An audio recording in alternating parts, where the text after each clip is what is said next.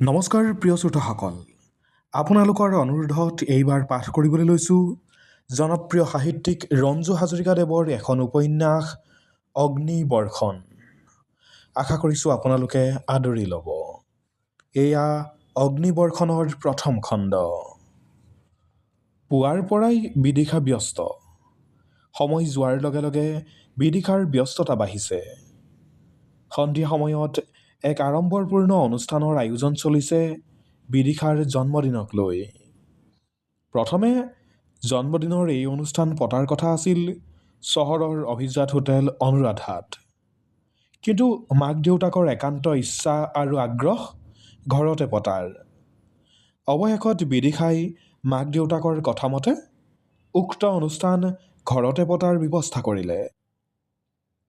বিচিত্ৰ বিষয়ত প্ৰভূত জ্ঞান থকা বিদিশা এগৰাকী বিদুষী যুৱতী। বহু বিদ্বান যশস্বী লোকসকলেও বিদিশাৰ জ্ঞানক প্ৰাধান্য দিয়ে। সন্ধিয়াৰ লগে লগে এজন এজনকৈ বিদিশাক জন্মদিনৰ শুভেচ্ছা জনাবলৈ নিমন্ত্ৰিত সকলোৱে আহিল। কিন্তু বিদিশাই প্ৰথমৰ পৰাই যাৰ বাবে অধিক আগ্ৰহেৰে বাট চাই আছে সেইজন এতিয়াও আহি পোৱা নাই। বিদিশাই বাৰে বাৰে ফোন কৰিও হতাশ হ'ল। তেওঁৰ মোবাইল ছুইচ অফ। খঙো উঠিল বিদিশাৰ, কিন্তু উপায় নাই। বিদিশাৰ মুখৰ ৰং সলনি হৈ গৈছিল। অনবৰতে ওঠত লাগি থকা হাঁহিটো নোহোৱা হৈ গৈছিল। কি হ'ল বিদিশা? এগৰাকী বান্ধৱীয়ে বিদিশাক প্ৰশ্ন কৰিলে। ইমান ডাঙৰ অনুষ্ঠান, ইমানবিলাক মানুহ, সকলোৱেই হাঁহি ফূৰ্তি কৰি আছে, অথচ মূল মানুহজনৰে মুখত হাঁহি নাই, কিয়? বিদিশাই নিষ্প্ৰভ হাঁহি এটা মাৰি ক'লে, ক'তা, মইতো বেছ ফূৰ্তিতে আছোঁ। নাই, তুমি ফূৰ্তিত থকা নাই। অৱশ্যে মই গম পাইছোঁ কথাটো। বান্ধৱীগৰাকীয়ে হাঁহি এটা মাৰি ক'লে। কি গম পাইছা? বিদিশাই সুধিলে। তোমাৰ প্ৰিয়জন মানে ডক্টৰ অনিৰুদ্ধ এতিয়াও আহি পোৱা নাই, অহাত পলম কৰিছে, বান্ধৱীয়ে পুনৰ ক'লে। যাহ। বিদিশাই ততালিকে সেই স্থান পৰিত্যাগ কৰি আনফালে গ'ল। ডক্টৰ অনিৰুদ্ধ দেশৰ এগৰাকী খ্যাতনামা বিজ্ঞানী। গ্ৰহ নক্ষত্ৰৰ পৰ্যবেক্ষণ আৰু মহাকাশত গৱেষণা তথা চৰ্চা কৰা তেওঁ এগৰাকী লেখত ল'বলগীয়া বিজ্ঞানী। ডক্টৰ অনিৰুদ্ধই বিদিশাক কৈছিল যে সন্ধিয়া ৭ বজাৰ ভিতৰত তেওঁ আহি উপস্থিত হ'ব। বিদিশাই কৈছিল, পলম নকৰিবা, তুমি আহিলেহে মই কেক কাটিম। কিন্তু এতিয়া 8:30 বাজিল। বিদিশাই পুনৰ দুবাৰমান ডক্টৰ অনিৰুদ্ধলৈ ফোন কৰি চালে, কিন্তু কোনো সঁহাৰি নাপালে। হতাশ হ'ল বিদিশা। বিদিশাৰ হাস্যোজ্জ্বল মুখখন হঠাৎ ম্লান আৰু কৰুণ হৈ পৰা বিদিশাৰ দেউতাকৰ দৃষ্টিগোচৰ হ'ল। তেওঁ বিদিশাৰ ওচৰলৈ আহি তাইৰ মূৰত হাত বুলাই দি ক'লে, তুমি কিয় মন বেয়া কৰিছা মাজনী? অনিৰুদ্ধই এনেয়ে কথা নেপেলায়। ব্যস্ত মানুহ, নানা গুৰুত্বপূৰ্ণ কামত তেওঁ ব্যস্ত থাকে। তেওঁ সন্ধিয়া 7 বজাৰ ভিতৰত আহিম বুলি মোক কথা দিছিল, বিদিশাই দুখ মনেৰে ক'লে।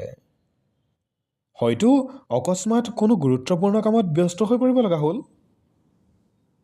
হ'লেও মোক ফোন কৰি জনোৱা উচিত আছিল, বিদিশাই ক্ষোভ মিহলি কণ্ঠৰে ক'লে। বিদিশাই আৰু কিবা কিবি ক'ব খুজিছিল।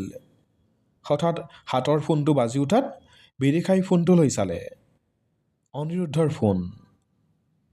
ক'ত আছা তুমি? লগে লগে সংযোগ স্থাপন কৰি বিদিশাই উৎকণ্ঠাৰে সুধিলে। তোমালোকৰ ঘৰৰ দুৱাৰ মুখত, অনিৰুদ্ধই উত্তৰ দিলে। সোমাই নাহা কিয়? তুমি গালি দিবা বুলি ভয় লাগিছে, অনিৰুদ্ধই উত্তৰ দিলে। কি যে কোৱা, এনেয়ে দেৰিকৈ আহিছা, তাতে আকৌ এইবোৰ নাটক। বিদিশাই লৰালৰিকৈ সদৰ দুৱাৰখনৰ ফালে লৰি যোৱা দি গ'ল।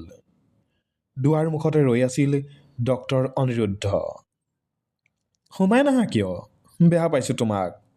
এনেক অতিথি তোমাৰ বাবে ৰৈ আছে, বহুতো ৰৈ ৰৈ গুচি গ'ল। ডক্টৰ অনিৰুদ্ধই হাঁহি এটা মাৰি বিদিশাৰ হাতত ধুনীয়া ফুলৰ থোপা এটা গুজি দি ক'লে, happy birthday to you my sweetheart. আহা ভিতৰলৈ। বিদিশাই অনিৰুদ্ধৰ হাত এখনত ধৰি আগবঢ়াই লৈ গ'ল ভিতৰলৈ। বিদিশাৰ দেউতাকক সেইফালেই আগবাঢ়ি অহা দেখা পাই ডক্টৰ অনিৰুদ্ধ গৈ তেওঁৰ ভৰি চুই প্ৰণাম কৰিলে। বিদিশাৰ দেউতাকে আশীৰ্বাদ দি ক'লে, তোমাৰ দেৰি হ'ল। উপায় নাই দেউতা, সময়মতে আহিব বিচাৰিও আহিব নোৱাৰিলোঁ, ক্ষমা কৰিব দেউতা, অনিৰুদ্ধই ক'লে। নাই নাই, তেনেকৈ কিয় কৈছা? এয়া কোনো কথা নাই, যোৱা বহাগৈ, বিদিশাৰ দেউতাকে ক'লে। বিদিশাই কাষৰে চোফা এখনত বহিবলৈ দি অনিৰুদ্ধক সুধিলে, তোমাৰ পলম হোৱাৰ কাৰণ কি মোক বুজাই কোৱাচোন। মই দুখিত বিদিশা, তোমাৰ ওচৰলৈ আজিৰ দিনটোত নহা মানে তোমাক মৰ্মান্তিক আঘাত দিয়া হ'ব, আৰু সেইবাবেই ইমান ব্যস্ততাৰ মাজতো কোনোমতে কিছু সময় উলিয়াই তোমাৰ ওচৰলৈ লৰি আহিছোঁ। তোমাৰ ব্যস্ততাৰ কথা বুজি পাওঁ, কিন্তু মোক লগ ধৰিবলৈ অহা, তোমাৰ লগত কথা পতা, এইবোৰ তোমাৰ জীৱনত গৌণ কাম নেকি? বিদিশাই অভিমান ভৰা কণ্ঠেৰে সুধিলে। তেনেকৈ কিয় কৈছা? অনিৰুদ্ধই বিদিশাৰ হাত এখন নিজৰ হাতৰ মাজত ৰাখি ক'লে, মই ক'ত কি কামত সময় অহৰ্নিশে নিয়োজিত কৰিছোঁ, সেইবোৰ বহুত কথা তোমাক ক'বলৈ আছে, সময়ত তোমাক ক'ম। এতিয়া ইয়াৰ পৰা মানে তোমাৰ ওচৰৰ পৰা বিদায় লৈয়েই মই এক গোপন আলোচনা চক্ৰত আন আন বিজ্ঞানীসকলৰ সৈতে যোগ দিব লাগে, অনিৰুদ্ধই ক'লে। সেইবোৰ নিৰস কথা সম্প্ৰতি এৰা, ইয়ালৈ আহিছা মোৰ এক আজি উল্লেখযোগ্য দিন। মোৰ বিগত জন্মদিনবোৰত তোমাৰ উপস্থিতি নাছিল, আজি প্ৰথম তোমাৰ উপস্থিতি মোৰ জন্মদিনত। এতেকে তোমাৰ সেইবোৰ নিৰস কথা সম্প্ৰতি এৰা, ইয়ালৈ আহিছা কেৱল মোক দেখা দিবলৈহে নেকি? অনুষ্ঠান শেষ নোহোৱা পৰ্যন্ত তুমি যাব নোৱাৰা। নহয় বিদিশা, নহয়, প্লিজ, মোক অন্ততঃ আজি নধৰিবা, এই বুলি অনিৰুদ্ধই হাতৰ ঘড়ীলৈ চাই ক'লে। ইয়াত মই আৰু 20 মিনিটহে থাকিব পাৰিম, তাতকৈ বেছি সময় থকা সম্ভৱ নহ'ব। বিদিশাই হাঁহিলে। কিয় হাঁহিলা? অনিৰুদ্ধই সুধিলে। আহা। বিদিশাই অনিৰুদ্ধৰ হাত এখনত ধৰি আন এটা কোঠালৈ টানি লৈ গ'ল। সৰু ছোৱালীৰ দৰে বিদিশাৰ কাণ্ডবোৰ দেখি বিদিশাৰ দেউতাকে দূৰৰ পৰা হাঁহিলে। বিদিশা ডক্টৰ অনিৰুদ্ধৰ বাগদত্তা। দুয়োৰে মাজত প্ৰেমৰ সূত্ৰপাত হৈছিল বহু বছৰৰ পূৰ্বেই। 2 বছৰৰ আগতেই ডক্টৰ অনিৰুদ্ধ আৰু বিদিশাৰ বিয়া হৈ যোৱাৰ কথা আছিল। কিন্তু ডক্টৰ অনিৰুদ্ধৰ গৱেষণা আৰু অতিমাত্ৰা ব্যস্ততাৰ বাবেই বিয়াৰ দিন পিছুৱাই দিব লগা হ'ল। তাৰ পিছতো 2বাৰ চেষ্টা কৰা হৈছিল, কিন্তু নহ'ল, সেই একেই ব্যস্ততা।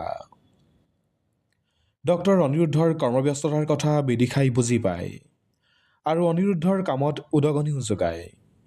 সেই 20 মিনিটৰ পিছতে বিদিশাই ডক্টৰ অনিৰুদ্ধক হাঁহিমুখে বিদায় দিলে। ডক্টৰ সিদ্ধাৰ্থ শংকৰ, দেশৰ এগৰাকী আগশাৰীৰ বিজ্ঞানী। তেওঁৰ বাসভৱনতে বিজ্ঞানীসকলৰ মাজত এক গোপন বৈঠক নিশা 10 বজাত অনুষ্ঠিত হোৱাৰ কথা। গুৰুত্বপূৰ্ণ বৈঠক। সেই বৈঠকত পৃথিৱীৰ ভৱিষ্যত সম্পৰ্কে আলোচনা হ'ব।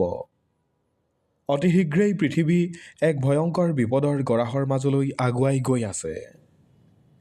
এই পৃথিৱীক সেই বিপদৰ পৰা ৰক্ষাৰ দায়িত্ব ল'ব লাগিব সেই বিজ্ঞানীসকলেই।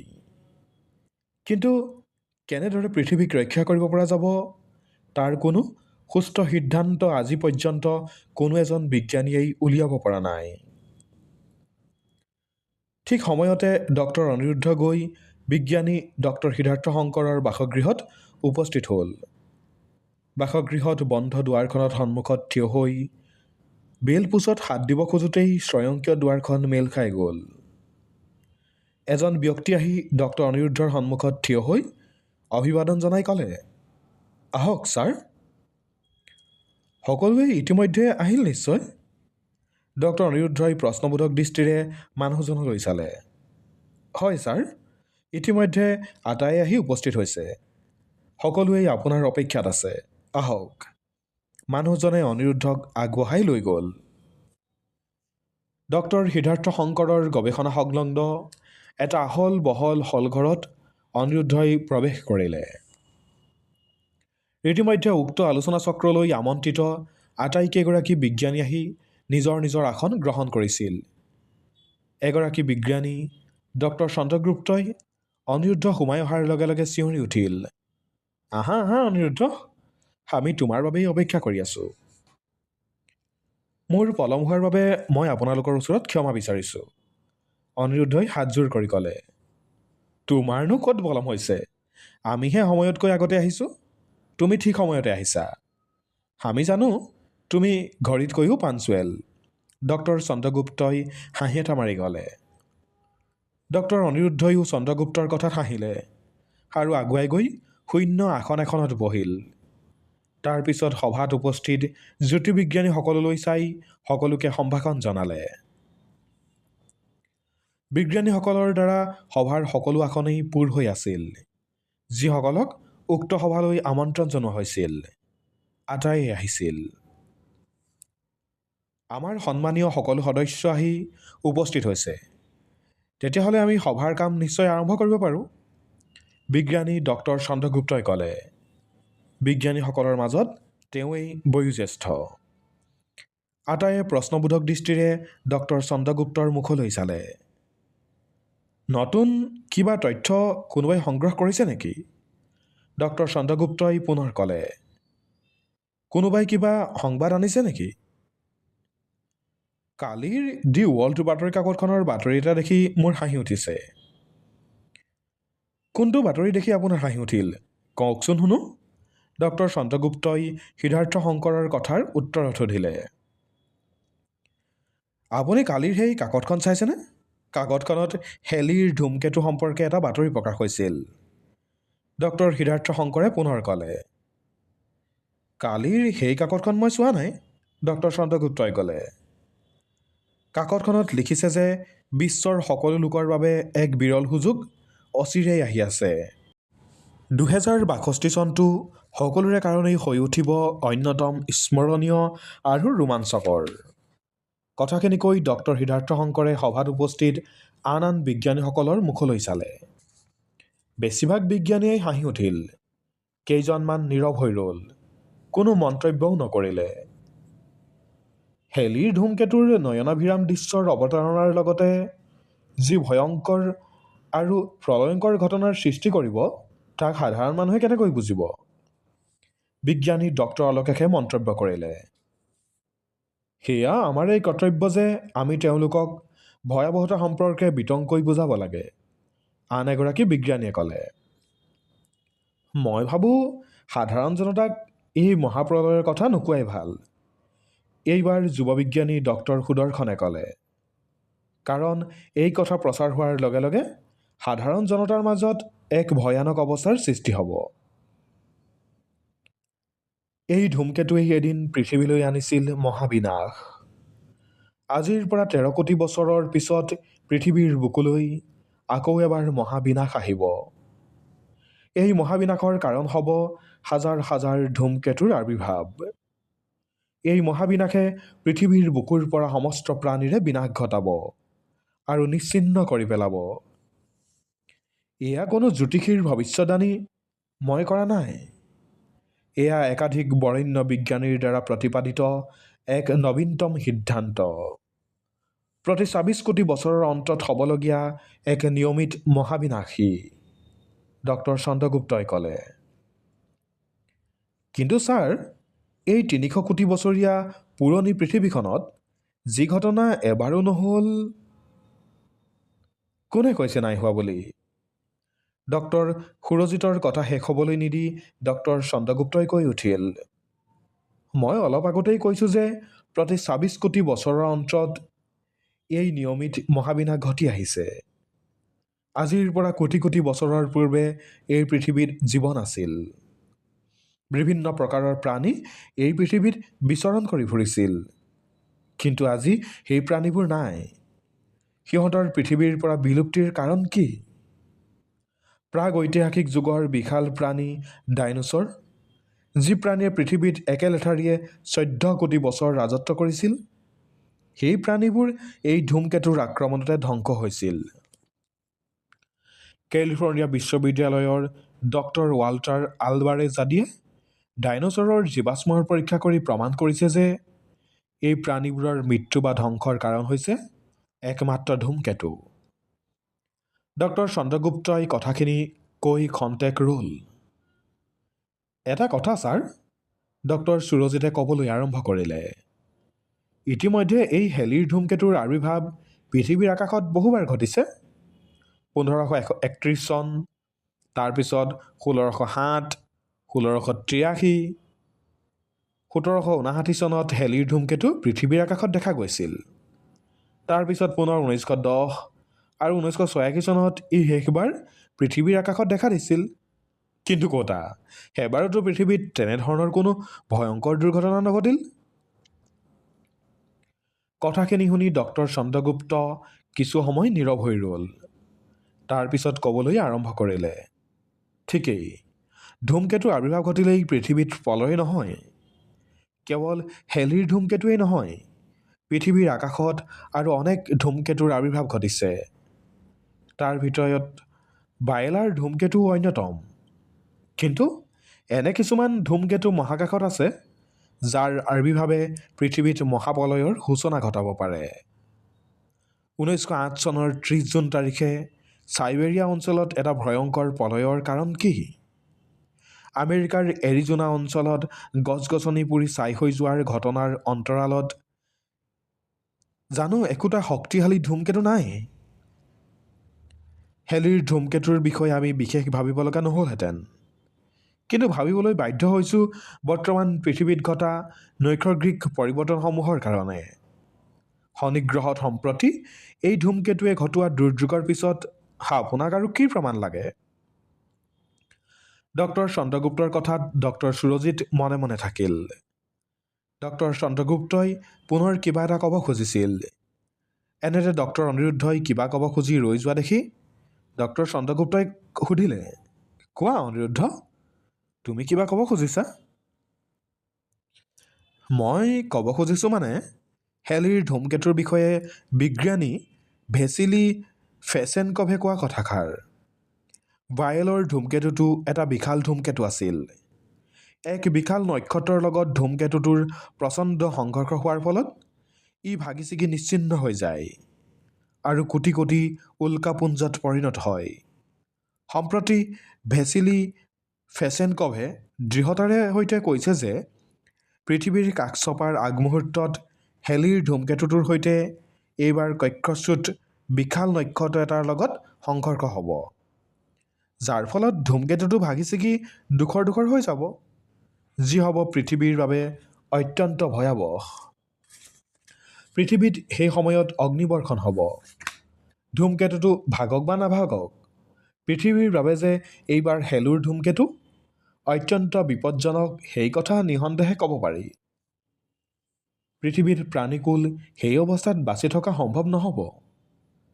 কিন্তু ধূমকেতুৰ গৰাহৰ পৰা মুক্ত হোৱাৰ পিছত পৃথিৱী পুনৰ যেতিয়া প্ৰাণীকুলৰ বাবে উপজীৱ্য হ'ব, তেতিয়া? তোমাৰ কথা মই বুজিছোঁ অনিৰুদ্ধ। এতিয়া শুনা, তোমাৰ বক্তব্যৰ বাকীখিনি কথা মই কৈ দিছোঁ বাৰু। এই বুলি ডক্টৰ চন্দ্ৰগুপ্তই ক'বলৈ আৰম্ভ কৰিলে।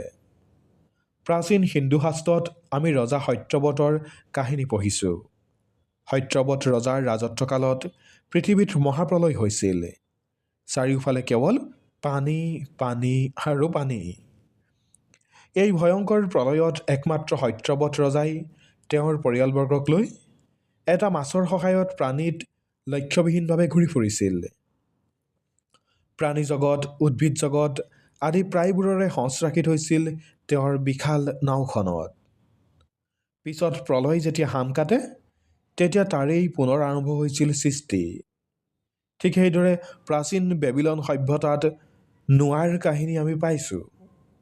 কিন্তু এই ধূমকেতুৰ প্ৰলয়ৰ পিছত প্ৰাণী জগতক বচাই ৰাখিব পৰা যাবনে? অসম্ভৱ। সেই প্ৰলয় আৰু এই প্ৰলয়ৰ মাজত অনেক পাৰ্থক্য আছে। আমাৰ সকলো পৰীক্ষা নিৰীক্ষাই হাৰ মানিছে। পৃথিৱীৰ কোনো বিজ্ঞানীয়েই জীৱকুল ৰক্ষাৰ আজি পৰ্যন্ত কোনো সমাধান উলিয়াব পৰা নাই। এই অগ্নিবৰ্ষণৰ পৰা কোনোবাই ৰক্ষা নাপাব। মই কিন্তু আপোনালোকৰ কথাৰ সৈতে একমত হ'ব নোৱাৰিলোঁ। এইবাৰ আন এক বিজ্ঞানী ডক্টৰ দত্তাত্ৰেয়ই মাত লগালে। আটাইয়ে ডক্টৰ দত্তাত্ৰেয়ৰ ফালে চালে। জাৰ্মানীৰ জ্যোতিৰ্বিজ্ঞানী ডক্টৰ হাৰমান জাকৰ মতেও হেলিৰ ধূমকেতুৰ বিষয়ে যিবোৰ জল্পনা কল্পনা চলি আহিছে এই সকলোবোৰ মিছা। কোনো প্ৰলয় বা বিপদজনক কাণ্ড নঘটিব। যিদৰে ঘটা নাছিল 1986 চনত হেলিৰ ধূমকেতুৰ আবিৰ্ভাৱৰ লগে লগে। তেতিয়া ভবা হৈছিল পৃথিৱীত মহাপ্ৰলয় ঘটিব আৰু সেই প্ৰলয়েই পৃথিৱীৰ অৱসান ঘটাব। কিন্তু সেয়া ঘটিল জানো? সকলোবোৰ মিছা প্ৰমাণিত হ'ল। ঠিক সেইদৰে মিছা প্ৰমাণিত হ'ব 2062 চনতো। হেলিৰ ধূমকেতুৰ আবিৰ্ভাৱৰ পিছতো পৃথিৱী গতানুগতিক আজি যেনেদৰে চলি আছে তেনেদৰেই চলি থাকিব, ডক্টৰ দত্তাত্ৰেয়ই ক'লে। ডক্টৰ দত্তাত্ৰেয়ৰ কথা শুনি আটাইয়ে কিছু সময় মৌন হৈ ৰ'ল। তাৰ পিছতে তেওঁৰ কথাৰ ওপৰত সমাধান এটা কোনোৱেই দিব নোৱাৰিলে।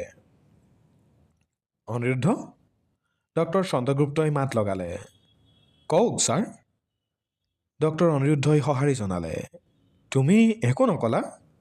ভাবিছিলোঁ তুমি কিবা এটা আশাব্যঞ্জক বতৰা দিব পাৰিবা। 2 দিন অপেক্ষা কৰক ছাৰ, মই নিশ্চয় দিম, ডক্টৰ অনিৰুদ্ধই ক'লে।